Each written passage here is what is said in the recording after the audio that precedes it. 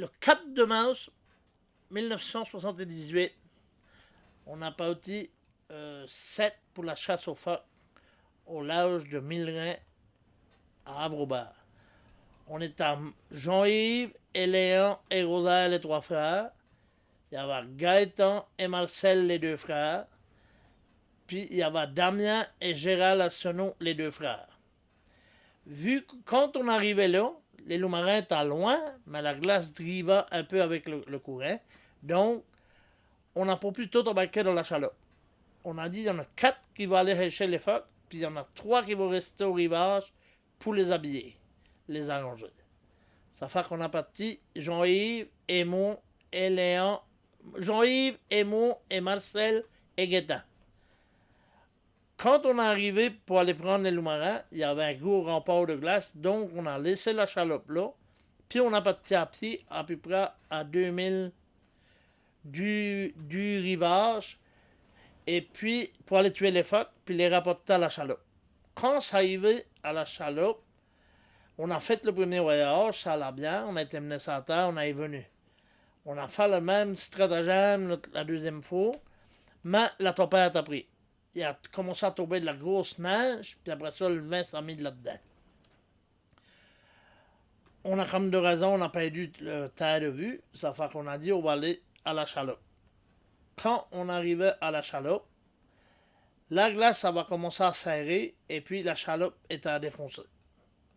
Donc, on a dit on va essayer à sauver ce qu'il y a dedans, et puis on va marcher plus tard. L'hélicoptère de la garde côtière est venu, puis il s'est atterri à nous autres pour nous donner la direction la plus facile pour se rendre à terre, et le plus vite. Comme de raison, la neige s'est amplifiée beaucoup, le vent aussi, puis le vent a venu contraire et nous éloigna de la côte. Donc, on est appris sur les glaces, puis on s'est mis à marcher en rang. On a planté un navire dans le milieu d'une baie, puis on a commencé à marcher en rang. Puis quand on perdait l'aviron de vue, ben là on arrêtait puis on criait pour que les autres viennent nous hacher pour rembarquer dans le sac. À force, Gaëtan, Gaëtan La France a voulu se rendre à terre pour aller dire qu'on était à telle place. Ça fait qu'il a pas pu se rendre à terre parce que la glace était pas décollée de terre. Puis on décollait de terre, il a voulu virer de bord, puis il venait nous trouver, mais la glace a cassé, puis il a tombé à l'eau. Il s'est monté sur une glace, puis lui, il avait resté là. Mais nous autres, tout le temps dans notre tête, on pensait qu'il était rendu à terre. Ça fait que vers 4 heures de l'après-midi, 5 heures de l'après-midi, il y a eu un accalmie, puis la glace, le coin nous avons emmené assez proche de terre. On attendait les skidoo qui passaient sur les buttes et tout ça. Mais jamais on pensait qu'il nous cherchait. Puis après ça, il a commencé à monter, puis le vent s'est levé, puis là, la tempête a vraiment pris, puis elle nous a éloignés de terre. Ça fait qu'on a resté, moi et Jean-Yves et Marcel. Ben, 7 heures, 8 heures, vu qu'on était à tout rang, le fret nous a pris, l'hypothermie, on a venu qu'on avait de la misère à marcher. Ça fait qu'on a fait une espèce d'igloo avec nos couteaux dans une glace, puis on se rentrait à la tête de l'air pour pouvoir avoir de l'abri et respirer comme il faut. Donc, avec le fret et l'hypothermie, on a tombé dormir. Après ça, on a entendu une sirène de bateau. On s'est réveillé. On a vu un bateau, mais il s'est donné au large de nous autres. À peu près une demi-heure après, le bateau était entre nous autres et terre. Là, on disait, c'est soit que la glace drive vite, ou soit la glace vire. Jamais qu'on a pensé que c'était un bateau qui nous cherchait. Mais dans ce temps-là, c'était le bateau qui nous cherchait, puis il faisait des sacs en apetissant tout le temps. Ça fait qu'on a tout bas dormi, puis là, on savait qu'on se réveillera plus néant. Ça fait qu'on a.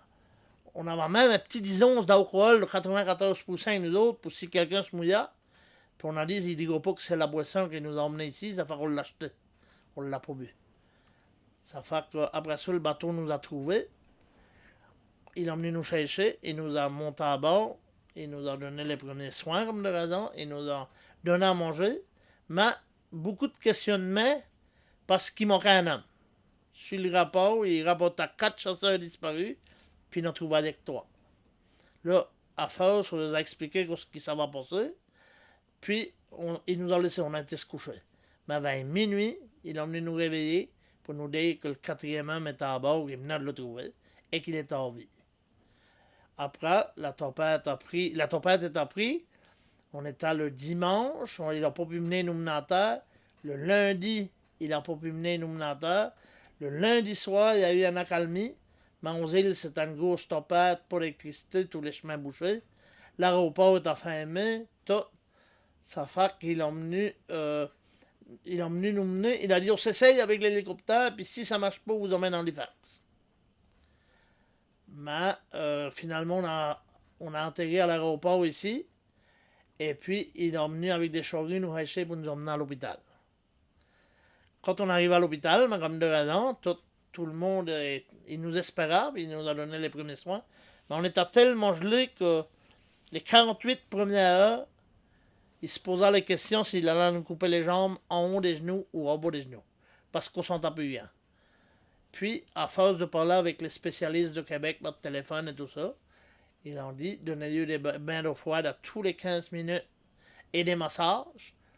Et puis, après ça, avec un aiguille, il venait nous piquer jusqu'à temps qu'on sent quelque chose. Puis, à un moment donné, après 48 heures, on commençait à sentir quelque chose dans les mollets et tout ça. Ça fait qu'il a dit, il sauve les hanches, il n'y a pas de problème. Puis là, il nous a sauvé les hanches. Puis, c'est de même, ça 1 minute.